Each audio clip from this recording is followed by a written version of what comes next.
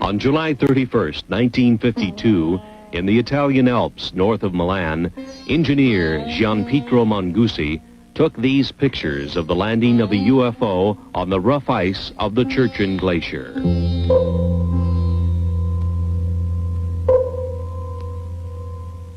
The UFO landing was only 3 minutes in duration. A humanoid in some kind of spacesuit with equipment on his back emerged from the UFO, walked partway around it, and then re-entered, and Mangusi had the pictures to prove it.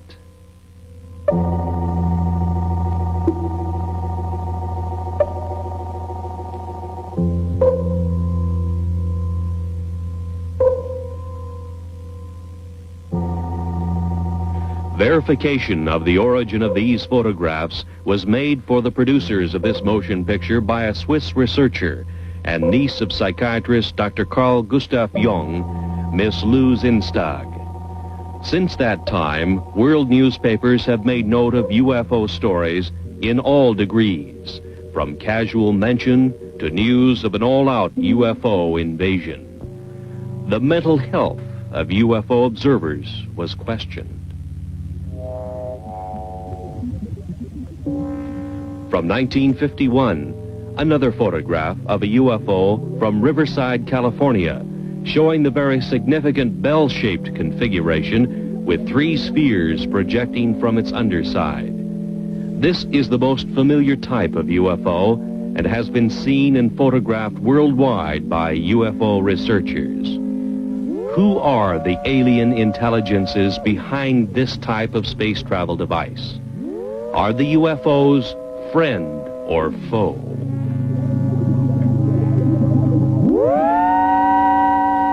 In 1973, another significant UFO picture shows not only the anti-gravity device operational, but also with it is a smaller degravitated sphere under the control of the alien intelligences of the UFO.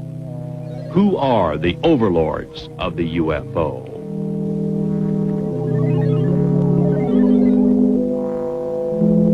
In the Mediterranean, on a Sicilian beach, 2 small UFOs in the act of materialization from another dimension are observed by excited local citizens. Materialization, a concept far beyond the understanding of modern science, but used by the alien intelligences of the UFO.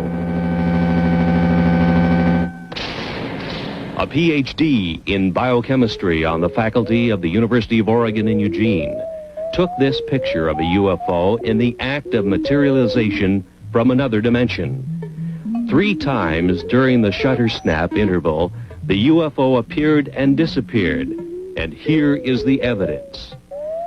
The scientist, fearful of the scorn of his fellows, kept his name secret. He had no desire to investigate one of the most incredible events of the science of the coming 21st century, to which he had been witness and to which he had photographic evidence.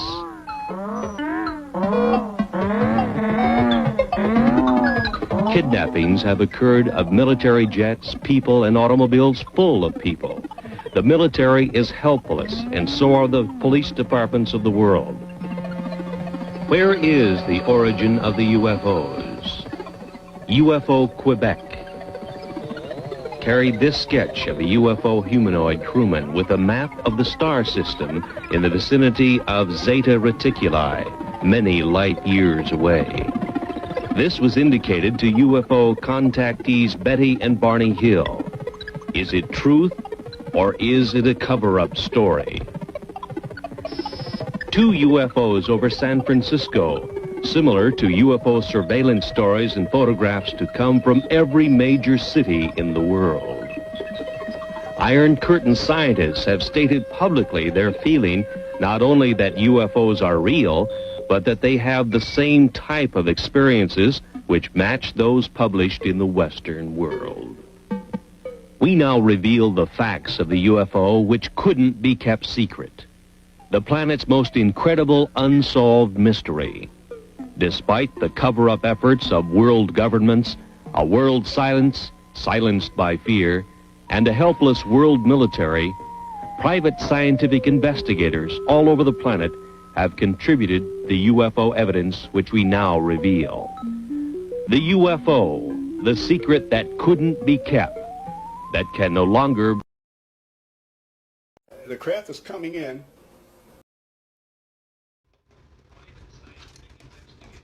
Welcome to Fearen Fear Files. I got a line up banging videos for you. First, we're gonna come with these aliens that we've been seeing landing around here in these government facilities that they got hidden. So let's get on back to these videos. And while y'all in it, if you like the video, like and subscribe. And I'm taking a colored movie, 8mm movie of this. I have several witnesses from the local area and also a federal agent from the Bureau in Newark, New Jersey was standing right next to me. I was filming a craft coming in. The door opens when it landed and two men got out. One went to the left, one went to the right, and then a beautiful lady got out. But she had a type of spacesuit on. And she walked toward me, and when she got about 25 or 30 feet from me, she didn't say a word. And she touched something shiny on her belt. And that shiny thing got bigger and bigger and bigger and finally enveloped her whole body to where I could see her body as a light form. And then it disappeared. And I was really surprised. I yelled back at the craft. I said, "Where did she go? Where is she?" And they yelled back in perfect Oxford English, "She's here with us in the ship." So evidently their technology has taken them into some type of teleportation, which we haven't approached that yet. Our scientists have not approached that yet, that I know of. And so evidently they have mastered time, motion, and energy in some way.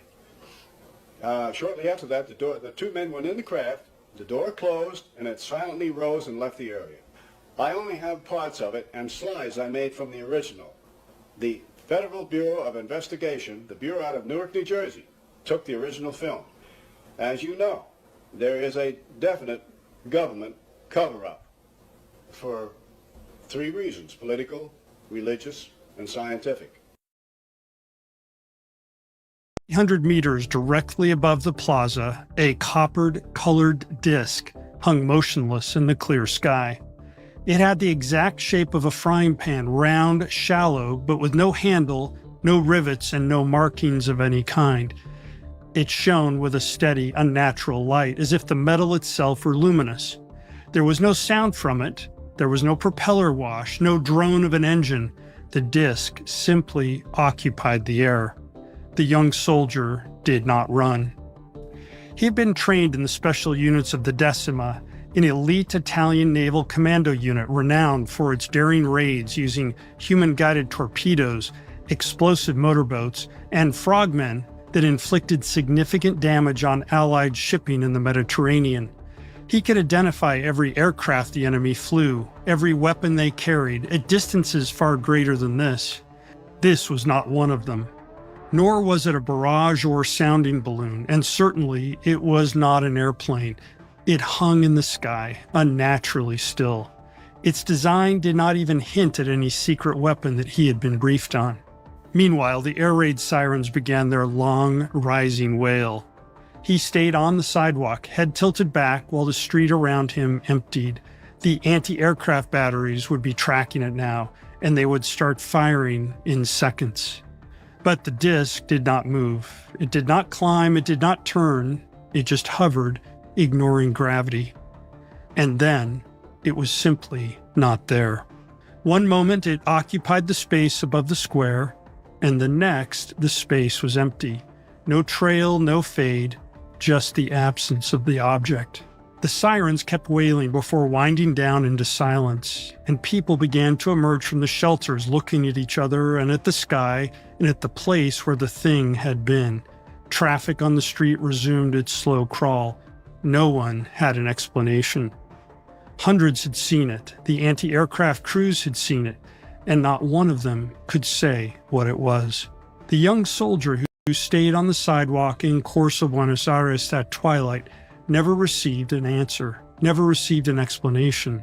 The craft simply hovered silently over the city, and when it vanished, the sirens stopped and ordinary traffic resumed as if the interruption had never occurred.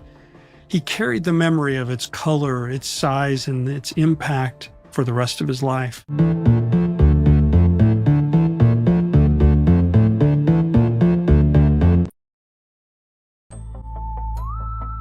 On November 5th, 1975, a 7-man logging crew was driving home through Arizona's Apache-Sitgreave National Forest. They saw a glowing disc hovering above the trees. Travis Walton, age 22, jumped out to get a closer look. A beam of light shot out and hit him directly in the chest. He flew backwards and hit the ground. The crew panicked and sped off. When they came back, he was gone. A massive search followed after. 5 days later, Travis woke up on the cold pavement of a highway outside Heber, Arizona. He looked up to see a silvery saucer shoot straight up and vanish. But what happened during those 5 days? According to Walton, he regained consciousness inside the craft. He was lying on his back on a raised table in a small, dimly lit metallic room. At first, he thought he was in a hospital. Then his vision cleared up. Standing over him were 3 small, hairless beings with huge heads and large, luminous brown eyes. They wore seamless reddish-brown coveralls. Terrified, Walton panicked. He grabbed a nearby glass-looking cylinder and threatened them to back off. The beings indeed backed away and left the room. Afterwards, Walton said he stumbled down the hallway and found a room with just a single chair inside. And in that chair, he said he sat in, and above him was stars of some kind. And as he sat in the chair, it had some sort of control mechanism next to it.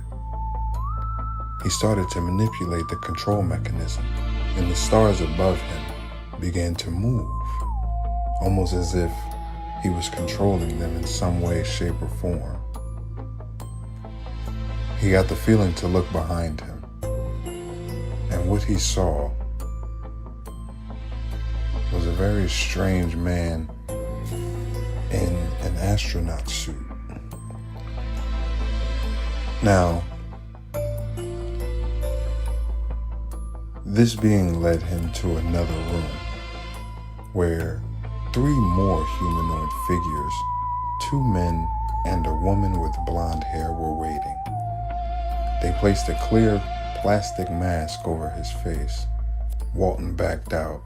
When he came to, he was on the highway, watching the craft disappear. What makes this case different is the 6 other witnesses who saw the craft and the being. They all passed polygraph tests, but here's the skeptical counterpoint. Travis himself failed an earlier private polygraph.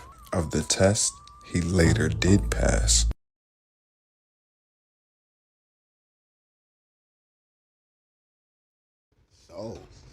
So, Travis failed the first test. So they was wondering if it was real or if it was fake. What do you guys think? Do you think Travis was abducted? Or do you think his friends were telling the truth? Was he telling the truth? I don't know. Leave a comment. Let me know. Let's find out together. In case you haven't heard, the Pentagon has dropped its 5th batch of UAP files. Now, buried in there were 2 things worth your time. 1, an Air Force gunship crew's own sensors picking up objects that do not fly like anything we've built. And, second, a pattern of eyewitness accounts that keep showing up decade after decade from people who've never met each other. Now, when that happens, that's real. That matters. So there are two things in there that are significant. Everything else in that release, filler, just nothing, confetti. And I think you deserve to know the difference, because I've spent my whole career telling people, don't let somebody hand you a stack of paper and call it the truth. Show me the truth. And here's what nobody in Washington wants to say out loud. We keep getting these disclosures, but with no context, no answers. Nobody tells us what the investigation found, whether it's still open or whether anybody's even working the case anymore. You get a video, a document, a witness statement, a press release that says more to come. What, are we stupid? That's not transparency. That's some kind of a magic trick. Look over here while I don't tell you what's over there. And I want to be fair about this. I believe the president wants the truth out. I do. But somewhere between him saying release it and it actually landing on a website, somebody's deciding what we get to see and what stays locked up. Here's the problem. I don't know who that somebody is, and neither do you. And that ought to bother every single one of us, no matter what you believe is really going on up there. They lifted the gag order on folks who might know something, meaning government employees who had signed non-disclosure agreements can now come forward under a presidential directive, supposedly without fear of losing their clearance or facing legal consequences. Okay, that's a step in the right direction, but here's the catch. Those folks can only talk to the very same people who've been controlling what gets released this whole time. That's not opening a door. That's not creating an information flow. That's moving the lock to a different room. So here's my question, and I think it's a fair one. Is this really somebody that's holding this information back in the interest of national security? Or is someone trying to get a head start on whatever makes these things move the way they move, with no engine noise, no exhaust, nothing we can explain? Because that kind of knowledge, if one country figures it out first, it changes everything, and I mean everything. And that's a real motive for keeping a secret, whether it's little green men or not. Until somebody's willing to answer that question honestly, transparency is just a word getting thrown around with nothing behind it. Same as most of what we've been handed so far. If you're really going to talk about disclosure, then start disclosing. It's better than it was for 79 years, but don't pee on my leg and tell me it's raining outside.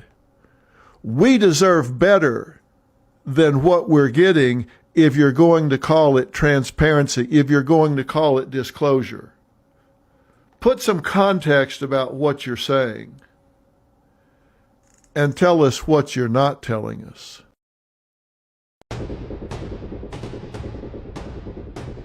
Witnesses claim cameras captured a real UFO landing, revealing creatures science still cannot explain today. What exactly did those witnesses see that night? And why did their recordings spread shock across the world? Could these strange beings be visitors from somewhere beyond our understanding, or something humanity has simply never recognized before?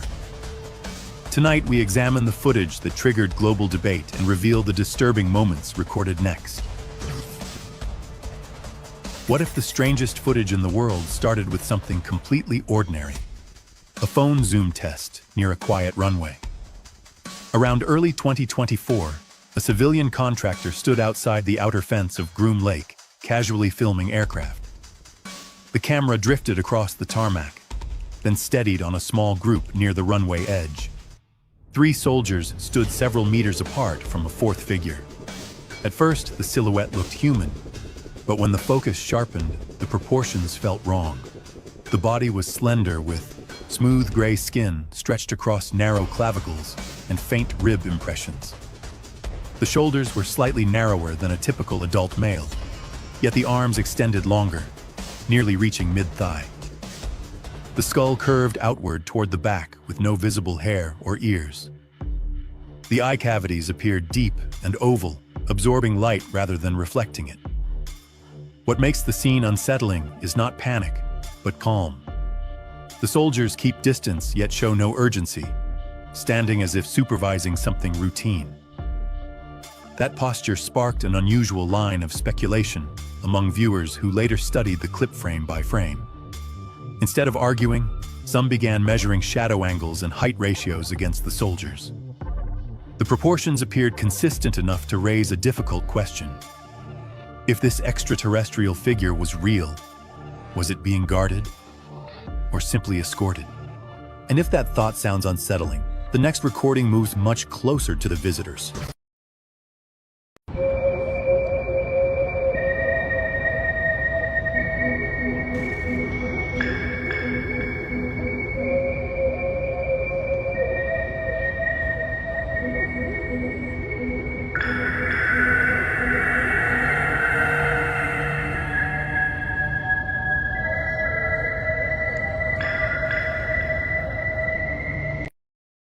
Wow.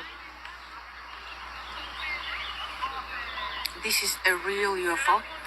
Oh my goodness.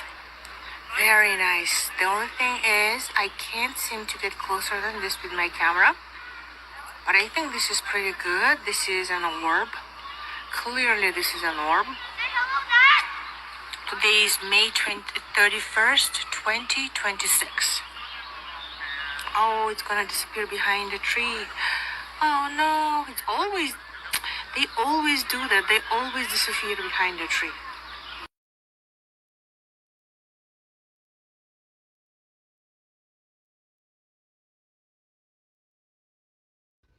Look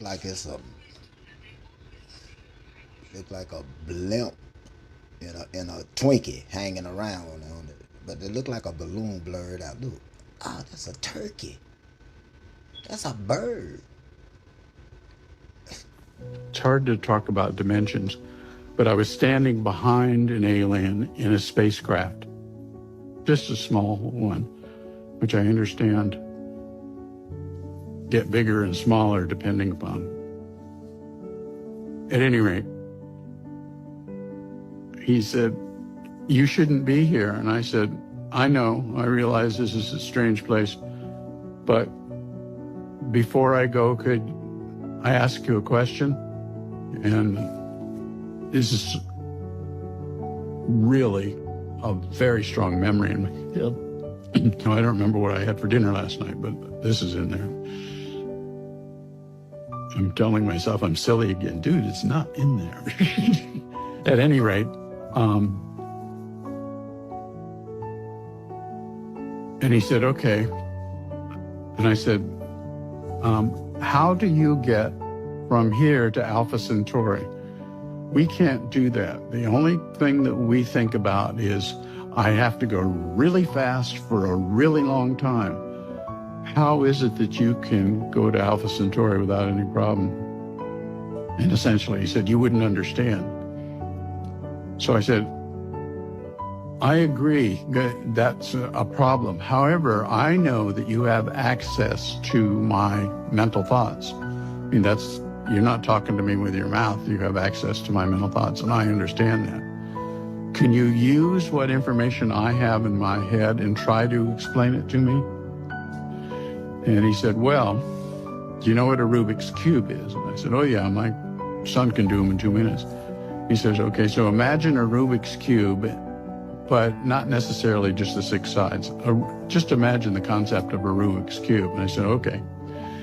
Now imagine on each one of the tiles on the Rubik's Cube has a chart of the elements, an elemental chart." And you say, "Oh yeah, I know what that is. You know, I've had science in school and everything." He says, "Now, on each of the other 5 surfaces, there's also elemental charts. And I said, so, okay, but what's the deal? And he said, well, you're thinking about going that way very fast for a very long time. What he didn't say to me, which I'm thinking right now, there's no space and time. I'm only thinking that right now. That wasn't part of the explanation. And he says, so what you do to get to Alpha Centauri is you just twist the cube. And I said, what do you mean? He said, well, I told you wouldn't understand. And he said, when the periodic table occurs in a different place, you're at that place. And that's just a very crude explanation. But you have to stop thinking about go that way for a long time very fast. It doesn't work.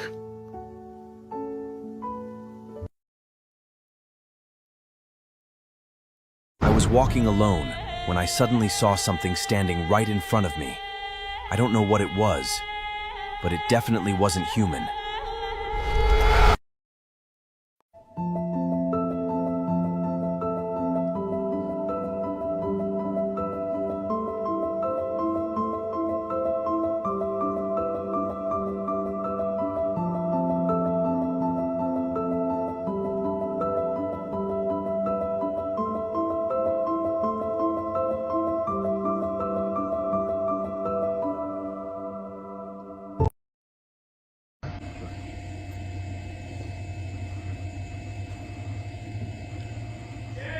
Eric, come here. Eric, come here, come here, come here, come here, come here. I'm freaking out. I'm freaking out. Oh no, right there was two things that were coming at us.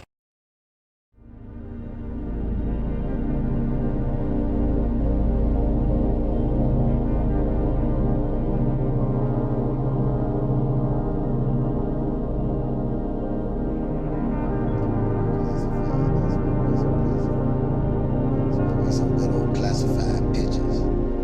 Talking about allegedly by the government. What is that? They're crazy.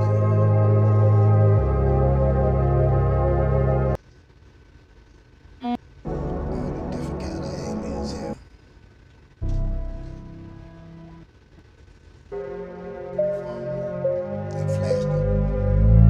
What is that?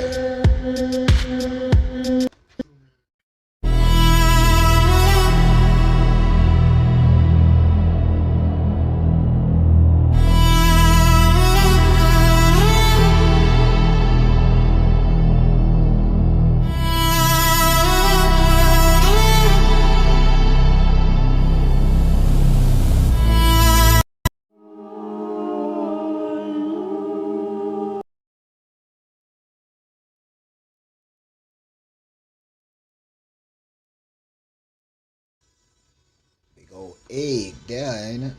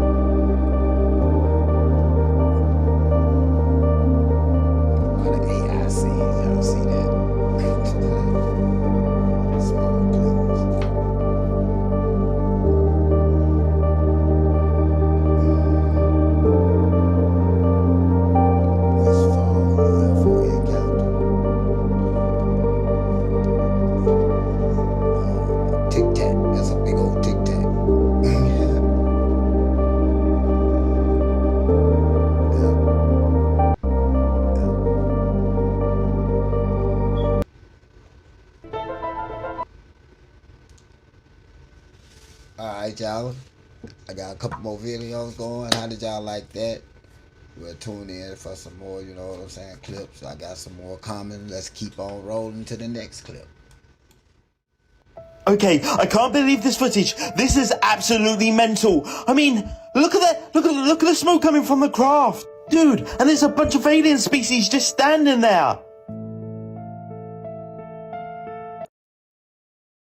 Okay, so I had to upload this video because this is absolutely ridiculous. I mean, the heck are those creatures? Staffordshire's had a whole crop of flying saucers. Spots in the sky, lights in the sky, strange things. But the strangest of all was seen one day over this cottage. Mr. and Mrs. Rustenberg were living there, quietly, out in the country. And, well, you just tell me what you saw. Well, it was one ordinary day. I was waiting for my husband to come home from work, and my two sons went to Seifert to school, and I was getting changed, and I heard this terrific noise. It was just like a giant cauldron of water being poured onto a fire, a shh sort of noise, you know. And my first reaction was, oh, the children. I thought maybe a plane was crashing or something like that. And I slipped my jumper on and went outside to find my two sons lying flat on the ground in the garden in front of the house, shouting, "Mummy, Mummy, there's a flying saucer." Well, naturally, I just said, "Come on, don't be stupid. Come in the house." But felt sort of a strange sensation. Wended my way up the side of the house to where we had a pump where we used to get all our water from, and automatically looked up. It was stationary, this thing, and it was bright silver in colour, and it had a dome. It was tilted to sort of, I could see the occupants in it. You saw people in it? I saw people in it. There were two people in there. These people were beautiful people. That's the only way I can describe them.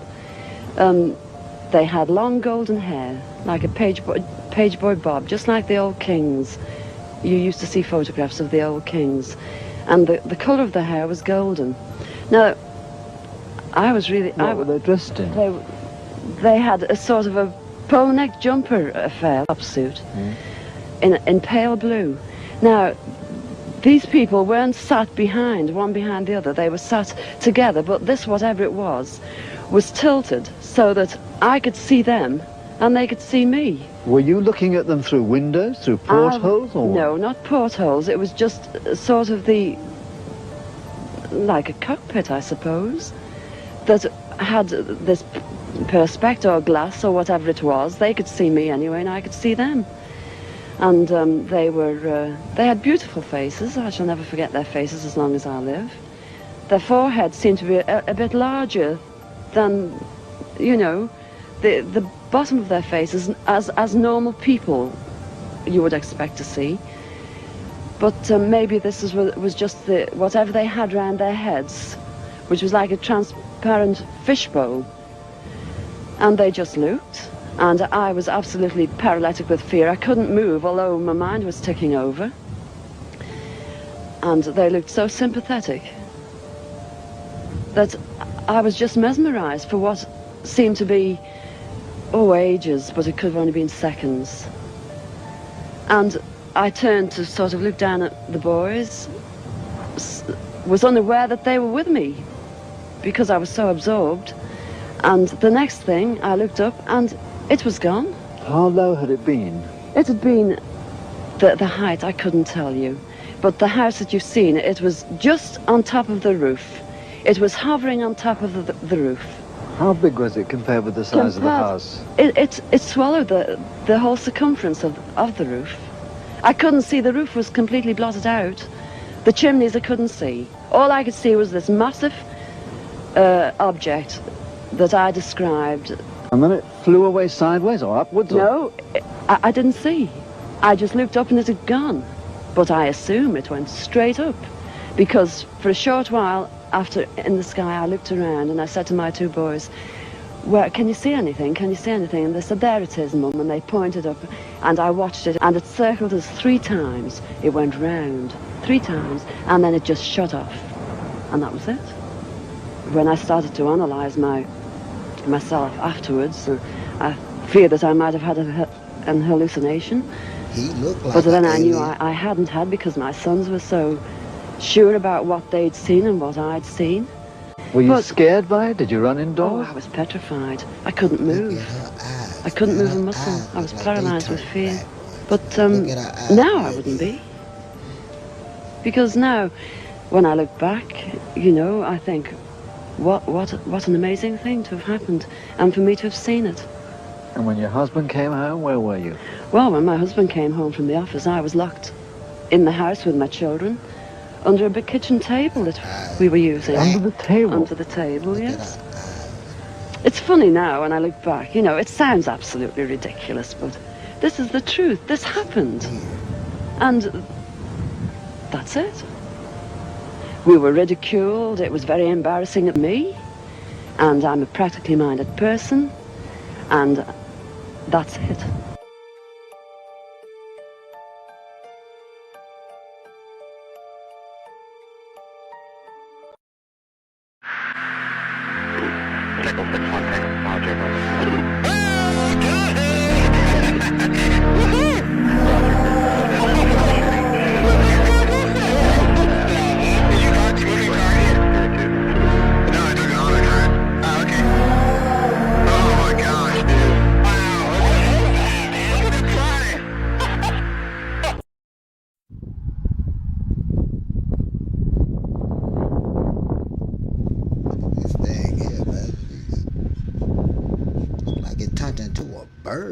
Myself and at that time Burroughs, we were at a fairly good distance, maybe 30 feet away. A team of Ukrainian researchers say they've discovered evidence of a possible UFO base that is already on the moon. In a new study, researchers at Ukraine's main astronomical observatory say that they have found more than 20 UFOs, or UAPs as they're also called, moving near and across the moon over the course of 2025. The scientists apparently used a high-speed camera attached to a telescope to capture the objects, which can allegedly move at blinding speed.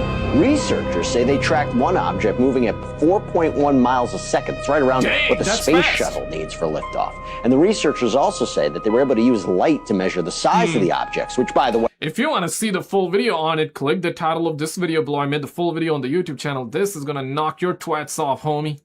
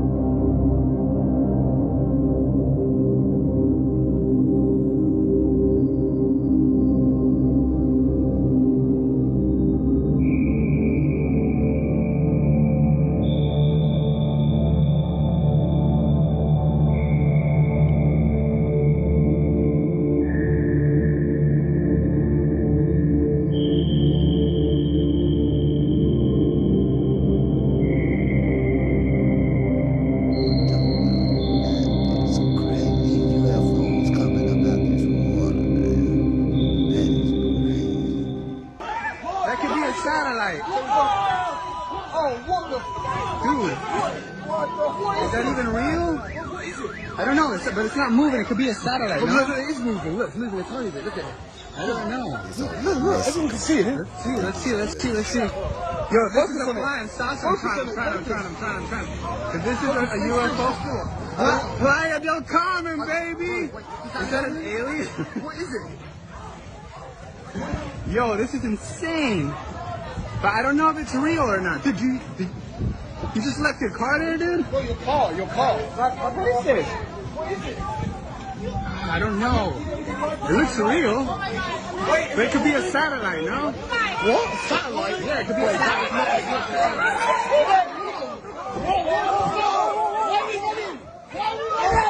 Why are we running? Why are we running? No, I don't see. No, I think it left. Okay. How did you charge this shit? Let's kill it. Come here. Oh. Come here. Can you see it, bro?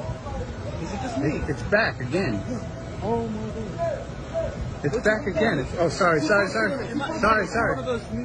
it's coming back. Oh my god! Big old bright light is shooting at him. In the summer of 1997, there was another incident reported by the ufologists in China, not by the official media. There was a UFO crash in Datong City in Shanxi province. That's about a 4-hour drive from Beijing, the capital city of China. And the military retrieved a crashed UFO with 2 injured gray aliens. The Chinese military people described them as rat-like ETs or people. And one of them died. And the other one was taken by the military along with the corpse of the dead ET and the crashed UFO. And nothing was heard by the government or from the military anymore. It didn't have a turn radius that we would expect. It didn't have a period to accelerate and decelerate. It just seemed to zip so quickly that it was, again, really disorienting, really confusing for us. David said it was the WTF moment. Yeah. Oh, there were definitely some WTFs on the radio. Not in a scared way, but like, what the is that? Like we're seeing something for the first time. You know, some people go, what is that? And they run. And then some people see it, what is that? And they're curious. They want to get closer and closer. I wanted to get closer, see what it was.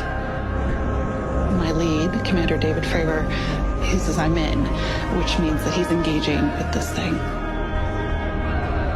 We're going around, we get to about the 12 o'clock position, and this thing's still pointing north-south. The tic-tac goes and turns and starts coming up. So now it's mirroring me. Whatever it was aware that we were there. And as I come up, I can see him as he's crossing in front of me. It starts to accelerate, gets right on my nose, and disappears. For something to come off the surface of the ocean like it was moving around, to be able to just accelerate to match my speed, and then to rapidly go away, we do not possess that technology. Hey guys, yeah, I'm at work, but I had to get on here and ask, do y'all know what the hell this thing is? Now, when I first saw it, I could have swore it was just another light in the sky, possibly a drone, until I saw this.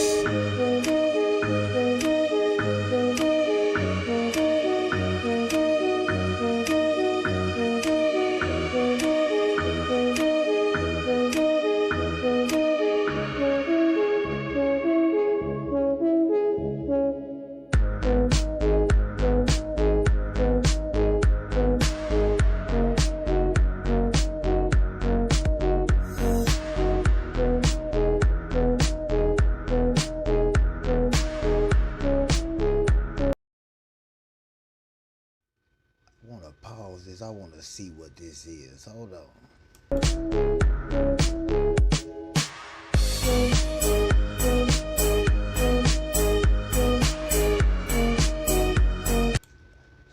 Look like it's got a hole in the center of it.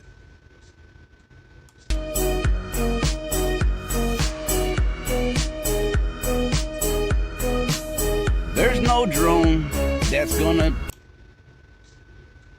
No, ain't no drone leaving no smoke clouds like that. Put out smoke like this.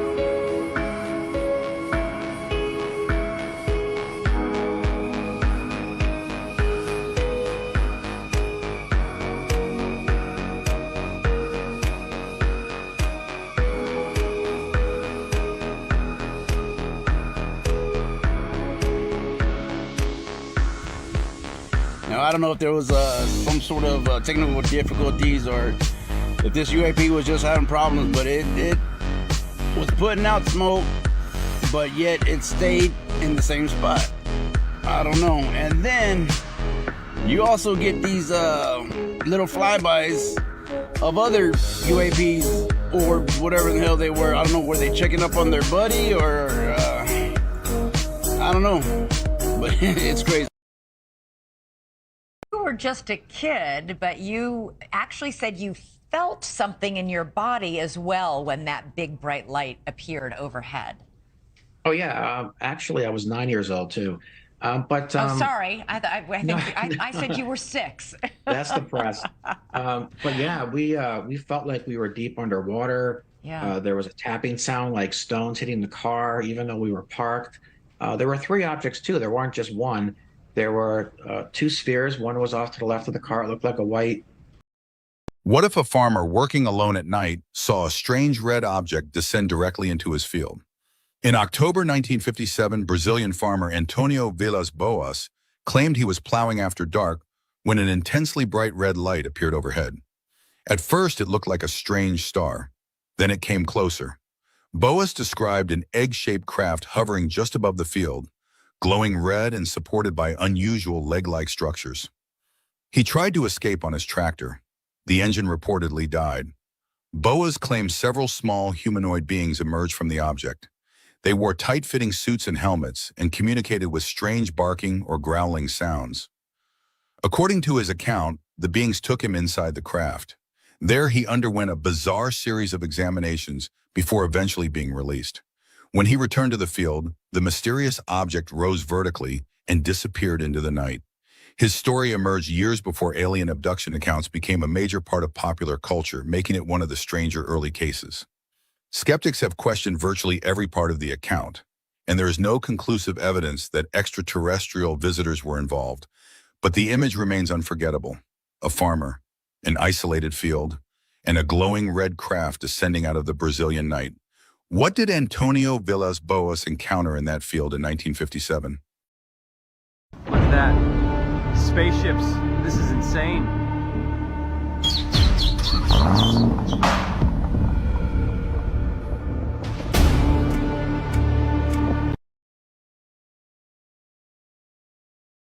Did they, Antonio, encounter in that field that night? We're gonna find out later. Soon. Very soon. But until we do, I'd like for you to like, comment, and subscribe to my channel, and Fearen Fear Files. Once again, we're signing out of here. Peace.